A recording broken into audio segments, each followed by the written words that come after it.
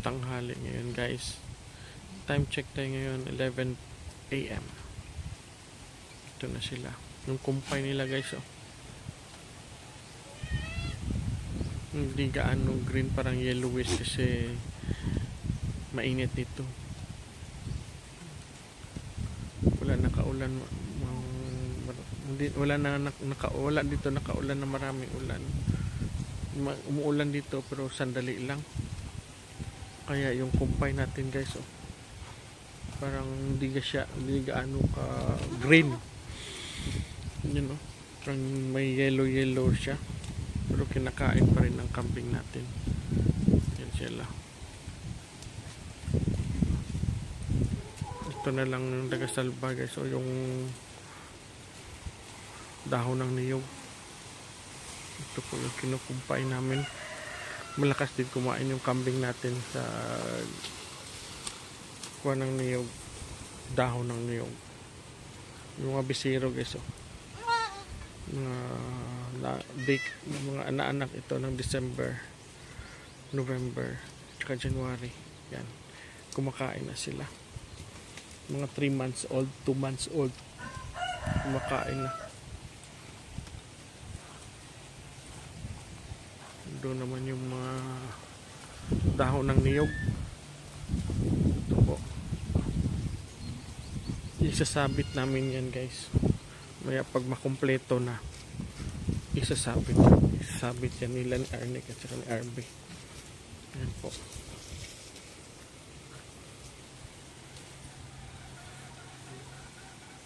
Yun o, pumunta sila dito.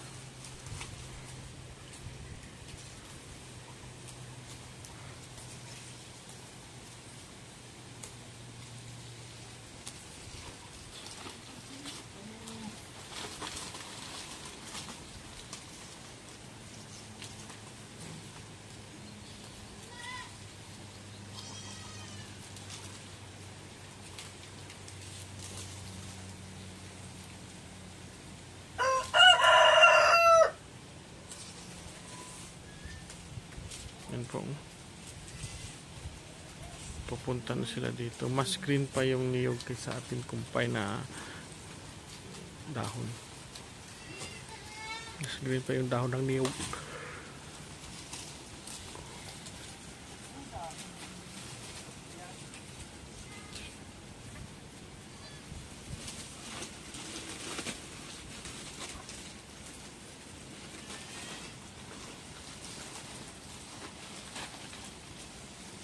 Yan po, isasabit na yan isa-isa.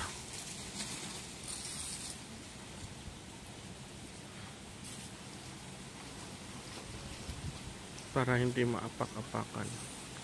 You know, si Basti, dididi pa kay Kwan. Kay Sarah.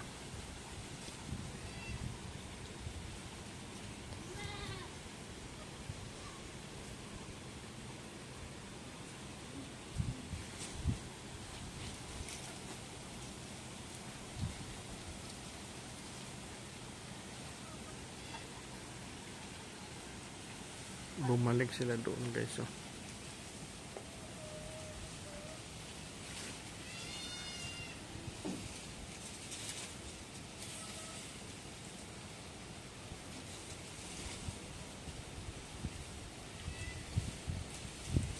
Yeah.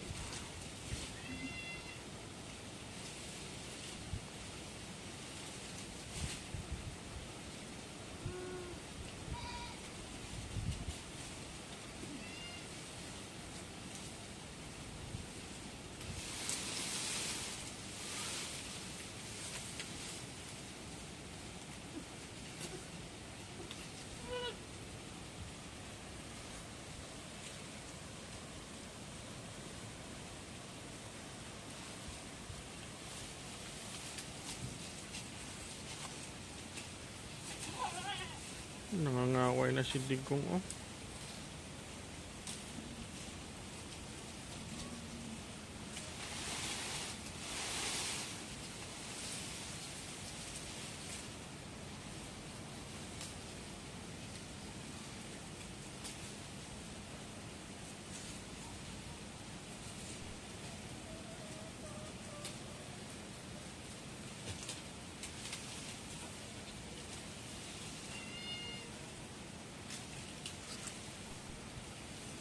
Yung iba palipat-lipat lang. Nandito naman yung mga veterans malalaki oh.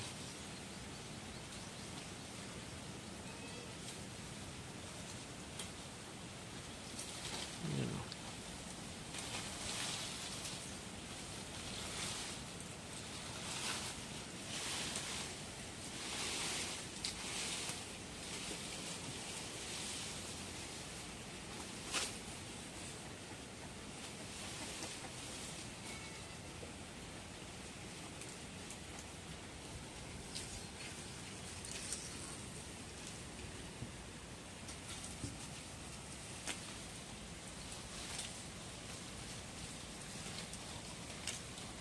Taba na si Jilo.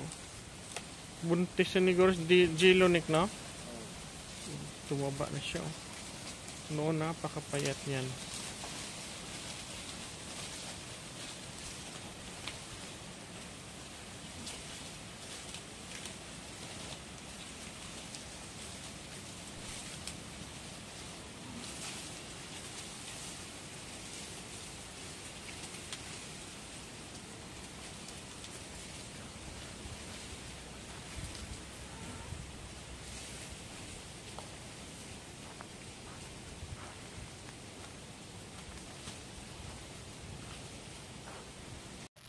Ito guys, magpapainom tayo ng ating kambing.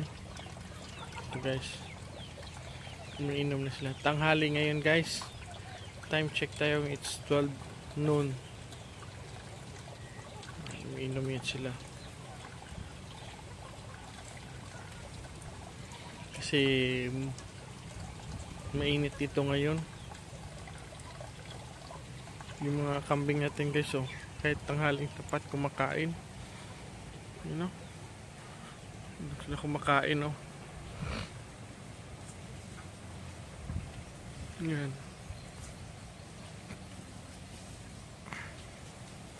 Dito po sila.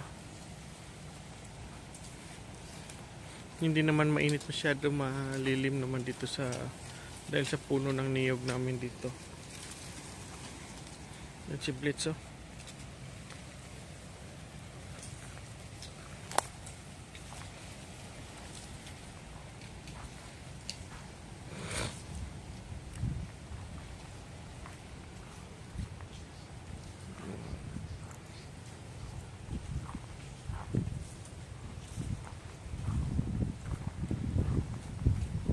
Dito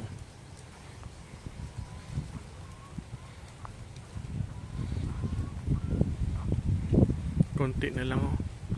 Kaninang umaga to kinuha.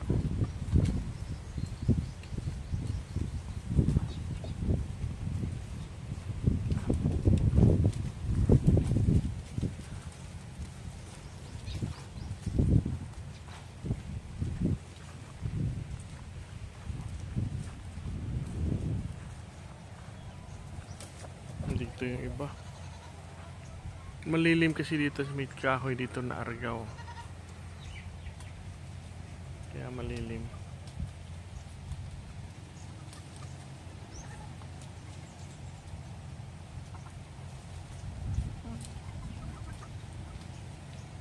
Yeah. Si Sarah, oh. Hinahanap ko guys si Darna. Kung saan ngayon siya. Ang dami umiinom.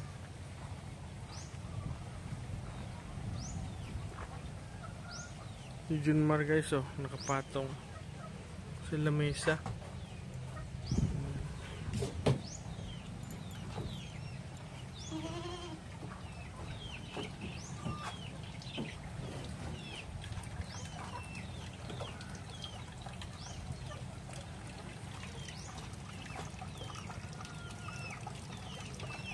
Hanapin natin si Darna kung saan na kaya siya, kasi nag-aalala ako lagi sa kanya kasi pilay pa po yung paa niya, yung panguna ng paa niya pilay pa.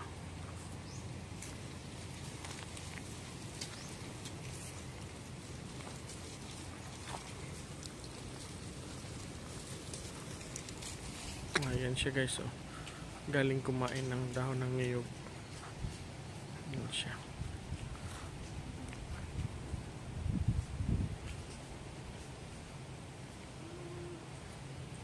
Ito na si Junior guys, oh. Yan, Junior. Yan, kumain siya ng kumpay.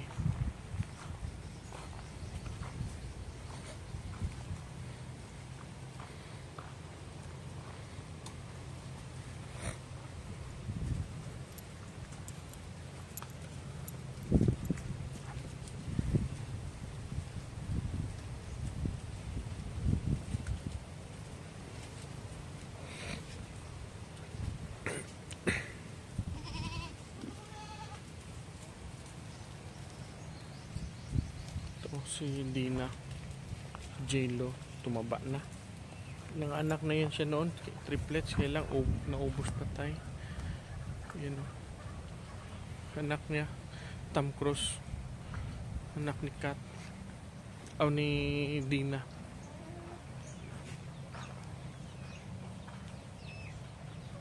Tingnan niyo naman si Junmar. Ano ang ginagawa ni Junmar?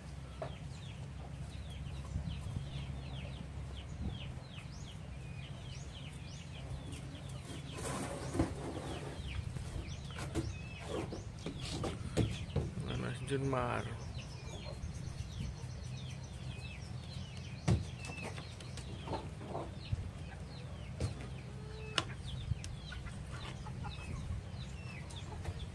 Hi Junmar. Hello. Hello Junmar. Hello.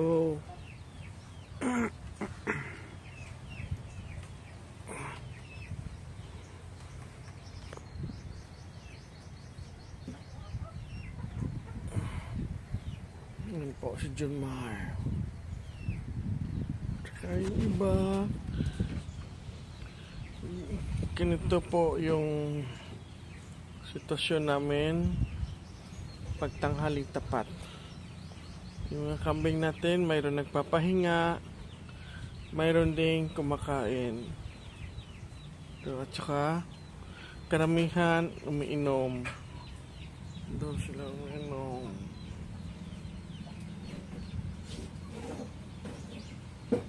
Yan po. Yan o si Baste.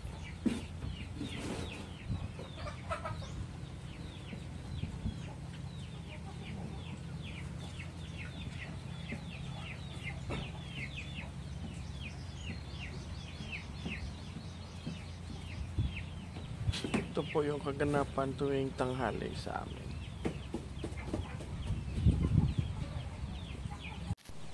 Tingnan nyo naman guys, si Digong sumakay ng duyan. Nainggit naman si BBM, gustong sumakay rin. Ayan.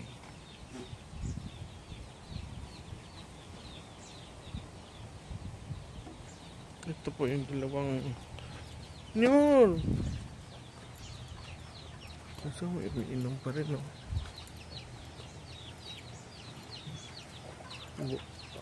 Buta na yung tubig nila. Puno na.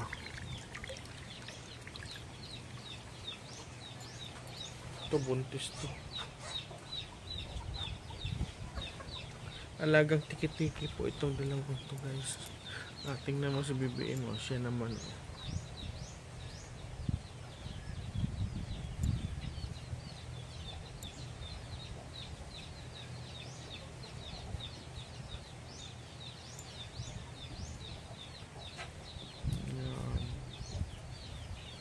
Gusto magduyan.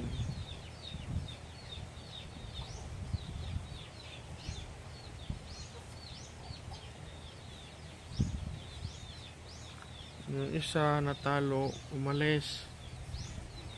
Ito na po si BBM. Si natalo, si Digong, si BBM. Yung pumalit. Si Junmar, nandyan pa rin, no? Lamesa.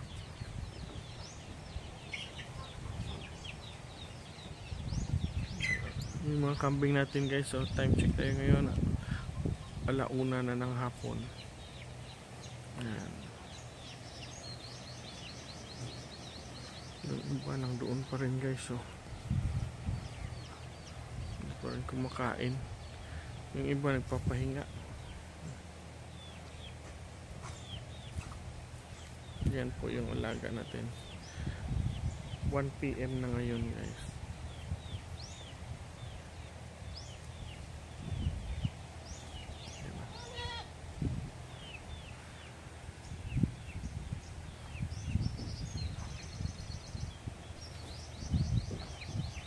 Yung iba nang doon.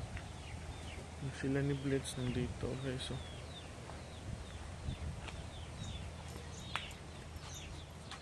yan si Blitz at saka si White Lion. Yan po.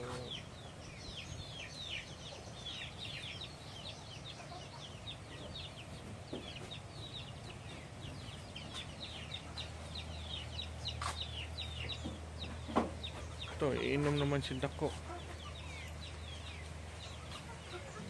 Uminom naman sila.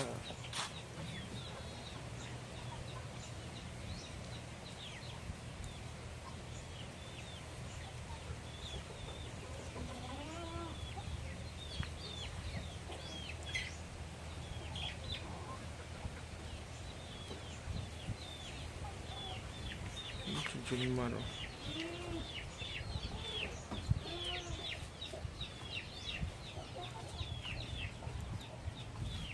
Umalis na si BBM.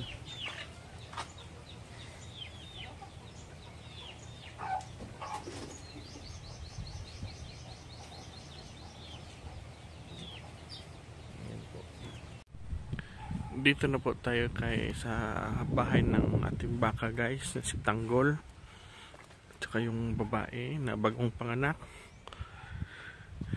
Ito na po guys, oh, yung feed Tanggol, ubos niya. Yan, kaninang 10 AM yan, binigyan siya ng feed sa may tubig, ubos niya na. Yan po si Tanggol, oh. Ito yung buntis, bagong panganak. Yan yung anak niya. Yan. Okay na ngayon si Tanggol guys, malakas na kumain ng feeds.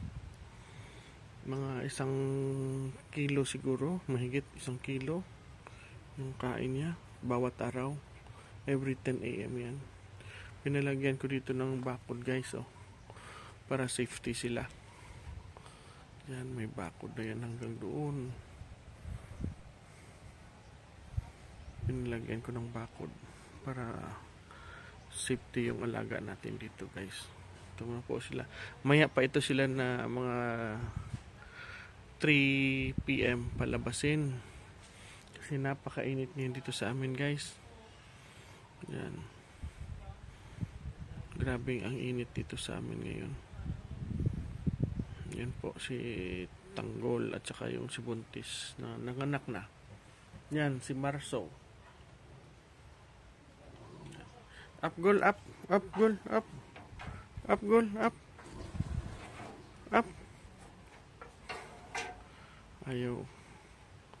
Ayaw tumayo. Yan.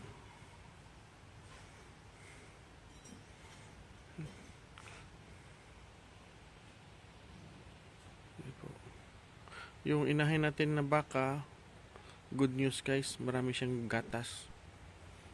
Busog palagi ito si Marso sa kanyang gatas. Yan po.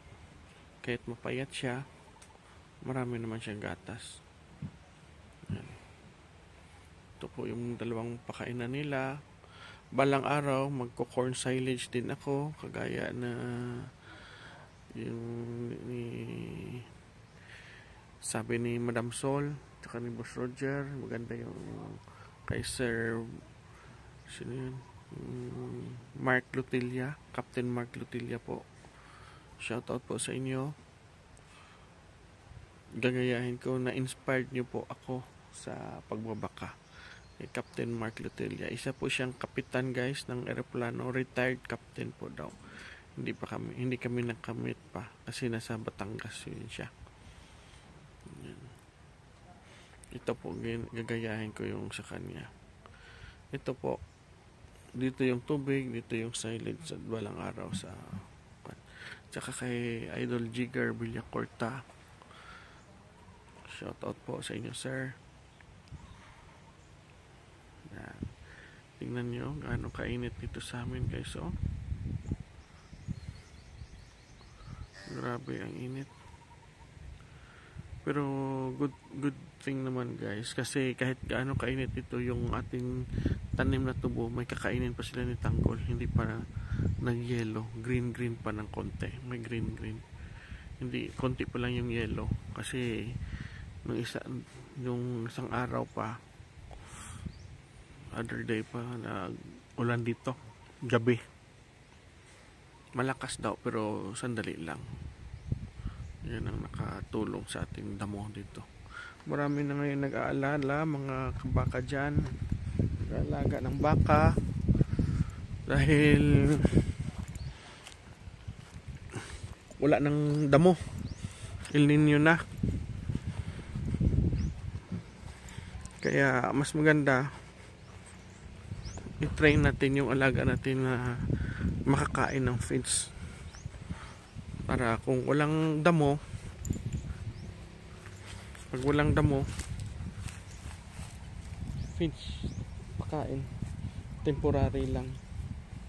Para may kakainin lang, hindi lang mabenta yung ating baka.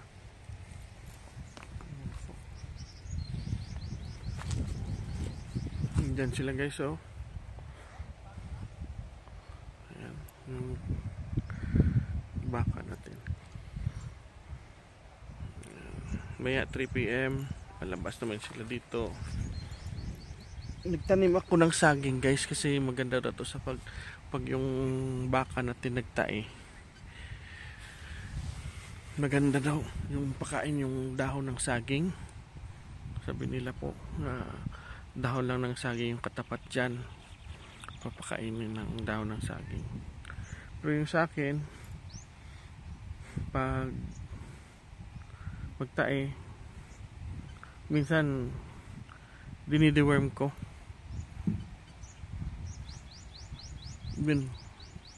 Yung sa akin lang, dinideworm ko sila ng albendazole.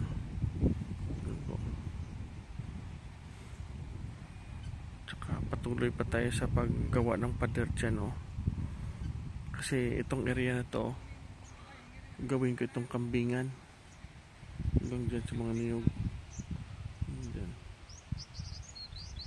Dahan-dahan ko lang ipapader kasi susukatin pa dyan sa kabila kung hanggang saan yung pader. Hindi pa natin alam. Dito lang muna kasi alam na natin hanggang dyan, pero dyan sa gilid hindi pa natin alam kung saan banda yung ipapader natin. Yun po, guys.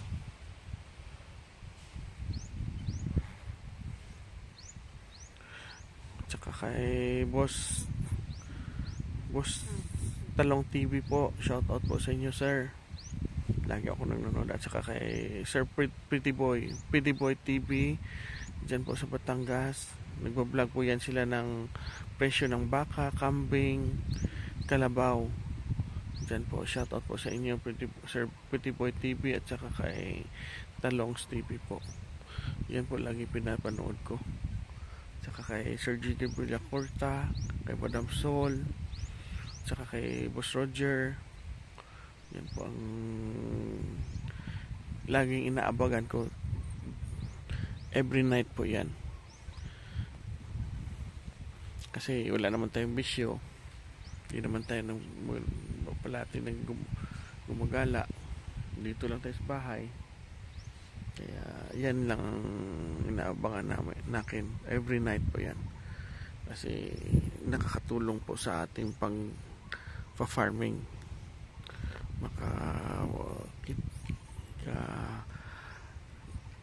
tulong sa idea po sa pag-farming. Yung corn silage nga doon ko nalaman sa vlog ni Madam Sol, sa kay Sir Lutilia, Mark Lutilia po. Doon ko nalaman na pwede pala i-silage. Tanim ako ng corn dito. Tapos bibili din ako ng chopper para yun isa silage ko. Ito po. Sa ngayon hindi pa ako nagsa-silage kasi marami pa kami ditong papakain sa aming baka. Marami pa. Doon pa sa kabila na banda, oh. Mayroon pa rin doon mga tubo. Yan po. Pero balak ko talaga na magtatanim ng mais. Pwede yan sa pag namunga, pwede yan i-dry natin, pakain sa ating manok. Pwede rin. Kasi mayroon din ako ditong corn, yung hammer mill. Pwede kong i-crush yun siya, maging corn mill na siya. Yung may tahop na mais dito sa amin. Pwede ko siya gawin ganon. Meron ako ditong makina na pang hammer mill. Yan ang gagamitin ko. Yan po. Dito na ako magtatanim ng mais. Doon sa kabila po. Kasi dito, kambing dito lahat. Doon ako sa kabila na portion. Doon ako magtatanim ng mais. Hindi dito. Kasi pag dito ko, pag napumasok yung kambing, ubos yan lahat. Balang araw, someday, sana matapos na to pag-fence para malipat ko na dito yung mga kambing natin. Sila ni Junmar, sila ni Bliss, baka iiwan ko doon sa loob. Kasi para hindi inbreeding si Junmar. Yung mga anak ni Junmar doon sa loob, sa area 1, dito yung mga asawa ni Junmar. Yan po ang gagawin natin. Sana matapos ito by this year. Kasi masikip na yung kambing natin doon. By December po, sisikip na doon yung sa area 1 sisikip na doon yung kambing. Kailangan na talaga lumipat dito. Kawawa na yung kambing natin pag nandoon pa sila. Hindi na sila makagalaw-galaw. Tsaka balak ko rin bumili ng bower balang araw. Pag na-retired na si Junmar, si Blitz at saka si White Lion yung kumakasta, yung lahi nila, yung anak nila, i-crosses ko naman sa bower. Pero di ko pa alam kung saan ako bibili. Dito lang ako sa Negros sa hanap. Dito lang ako. Marami naman dito magaganda mga bower dito sa Negros Oriental. Marami na. Ayan naman guys, so yung ibon. May ibon. Tawag nilang dapay. Siya. Kumakain na yun ng mga daga. Kinakain niya yan. Manok. Piso. Kinakain niya yan. Marami yan dito. Marami yan dito sa amin guys. Ayan na siya. Parang lumalapit dito Yari mamaya yung manok natin. Sana kaya yun. Ito po yung mga lubi guys. Yung mga coconut tree. Ito po yung pinagkukunan namin ng dahon ng niyog. Dito po kami kumukuha araw-araw para ipakain sa aming kambing. Ganyan. Diyan kami kumukuha. Diyan.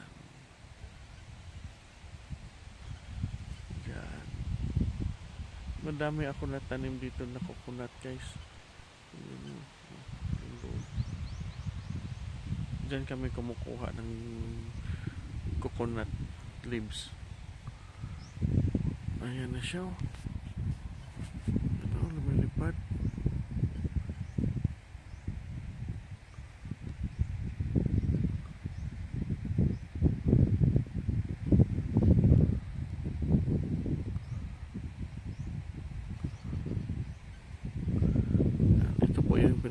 namin ng coconut leaves para suporta sa pagkain ng ating camping guys.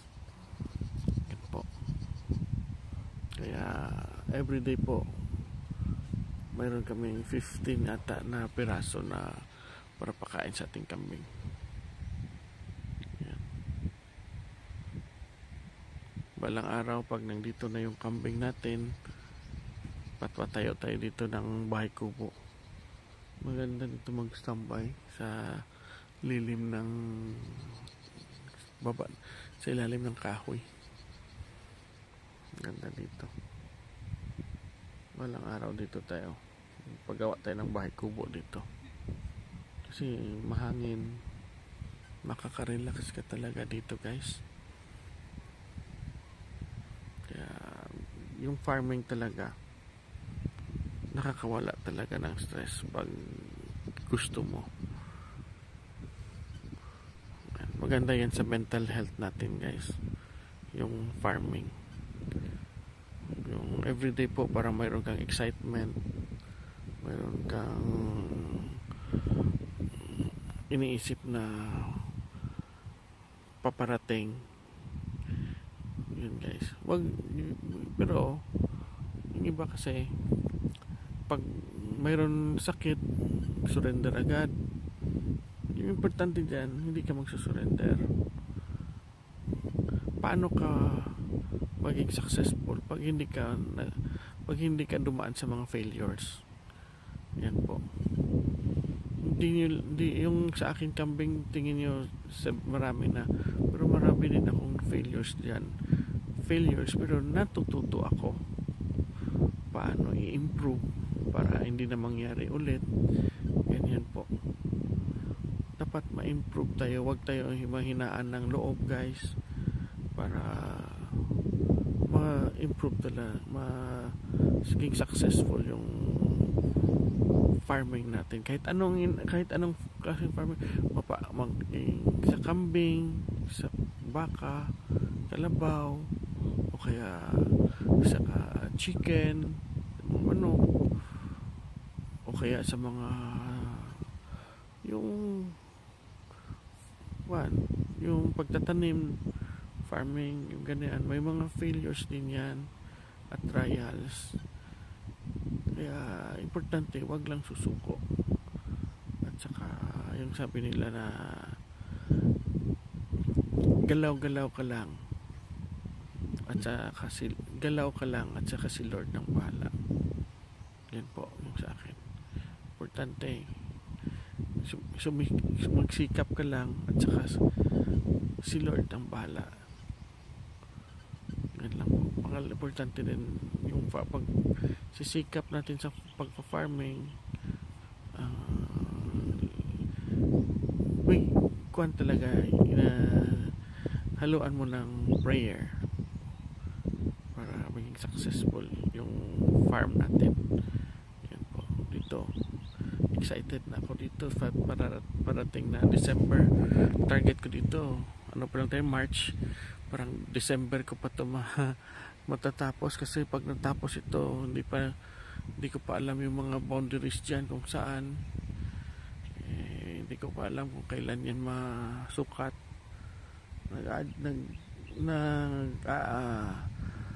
Nag-kuhan lang ako na extra time sa tingin ko, estimate ko lang sana December matapos, malagay na dito yung kambing natin.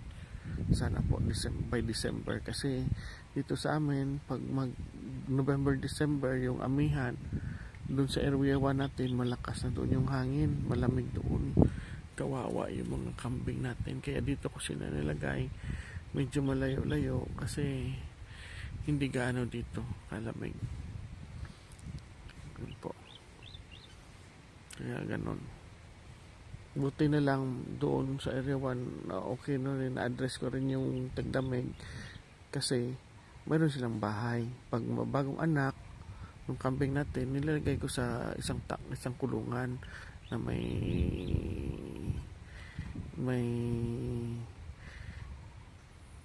ano yan, yung wood chips po, at saka yung labhang, yung rice hull para mainit sa kanila. Yan po ang nilalagay ko para hindi lalabigin yung ating kambing. Yan po. Yan po ang dapat. Kaya, pero pag nandito na sila, okay na kahit wala ng rice hull. Malapad to. Pwede doon sila pumunta sa ilalim ng mga coconut guys. Pwede sila pumunta doon. Diyan. Ito na po. Hopefully by December. Sana lang. Tsaka ito si baka natin. Yung baka natin. Doon lalabas sila. Doon sa kabilang area. Sa kanila. Tapos every afternoon dito talaga si Tanggol matutulog sa kanilang bahay kasi baka manakaw doon sa kabila, malayo, walang tao doon, baka manakaw, sayang naman si Tanggol, kawawa, baka katayin. Shout out po sa kay Sir Cesnoa Pig Farm po. Shout out po boss. Thank you po sa pag-suporta sa aking channel boss. At saka sa iba dyan, kung sinong gusto magpapa shout out, comment lang kayo guys, kasi pagka next vlog, isa-shout out ko kayo. Okay. Hanggang dito lang guys. Thanks for watching. Bye bye.